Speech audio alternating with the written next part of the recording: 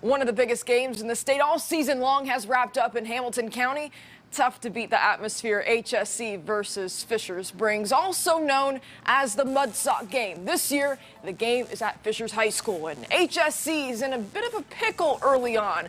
4th down and 9, Sam Jacobs throws deep to Dylan Connor, wow, for a heck of a first down.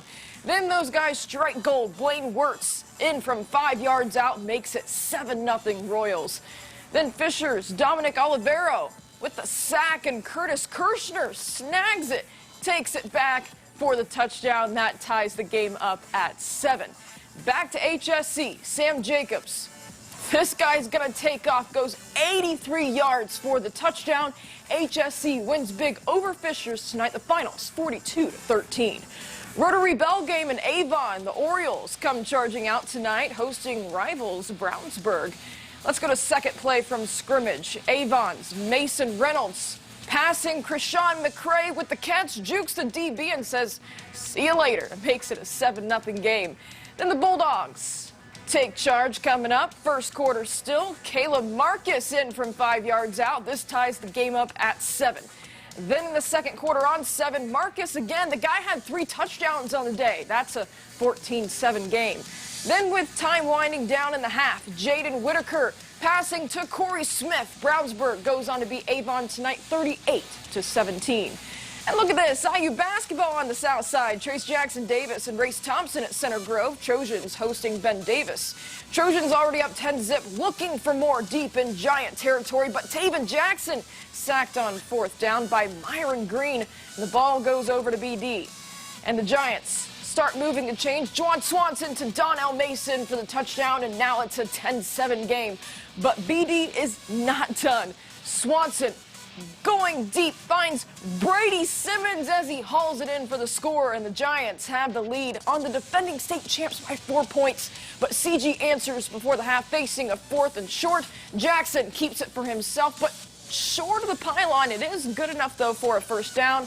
Next play, Jackson connects with big defensive lineman Caden Curry for the go-ahead score, and TJD is loving it. Center Grove downs Ben Davis 45-21.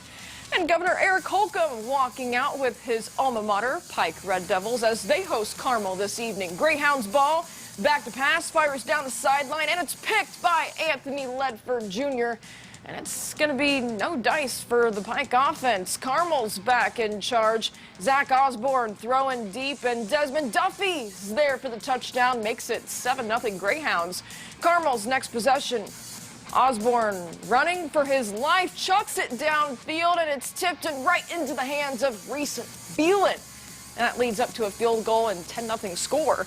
Carmel again trying to score before half, going to the end zone, and it's picked by Joseph Jefferson II. Carmel crushes Pike tonight 34-6. And a lovely night on the east side of Indianapolis as Lawrence Central hosts Warren Central. And the Warriors up in the second, 27-13. Prince Powell Jr. throwing to Joseph Walker Jr. for the touchdown. Makes it a 34-13 game for Warren Central, and that would be the score at halftime. Now in the second half, Powell on the ground, sneaking through to the line to the house, and Warren Central comes out on top tonight 48-13. And it's homecoming at North Central. Panthers host Lawrence North this evening. Visiting Wildcats first on the board, Montez Jones going long, and Omar Cooper has the catch, stays and bounds into the end zone to make it 7-0. And that worked pretty nice. Let's just do it twice. Second quarter, Jones deep to Cooper for another touchdown, makes it a 13-0 game. And North Central driving before half. Heath Kaiser passing to the sideline. Keyshawn Pipkin up to get it, 6'4" receiver. Throw it high then. Then in the red zone, Kaiser zips it to TJ McWilliams as he snags the touchdown. Lawrence North ends up beating North Central 33-7. And to Brebeuf now, where head coach Matt Geske hopes to lead his Braves to victory over Guerin Catholic. Toward the end of the half, Brebeuf with a TD pass through the air to Max Walters, and the Braves go up 35-0 at halftime. And then check this out. Coach's son in at quarterback for Brebeuf. Maverick Geske throws a dart to Anthony Annie, who rushes into the end zone. The Braves go up 42-0. But Guerin Catholic gets going later, completing a bomb downfield to get within scoring range. Fourth quarter now. Guerin Catholic gets the first score of the night finally, courtesy of Cooper Navarro. Brebeuf beats Guerin Catholic 42-13. To Western Boone, where the Prairie Stars host the Tri-West Bruins tonight. Check out that band. Webo with it on 4th and 1. Elliott Young, look at this guy fighting through the Tri-West defense for a first down. Well deserved there. Later, the Prairie Stars going through the air, launches it, and a beautiful catch by Garrett Morton, who gets tackled just short of that goal line. And Webo has to settle for a field goal that makes it a 3-0 game early on. Now in the second quarter, Tri-West tricking the Webo defense, and it gets tipped, and Nick Joyner snags it midair, takes it all the way back for the touchdown. Tri-West ends up beating the reigning state champs tonight 21-11.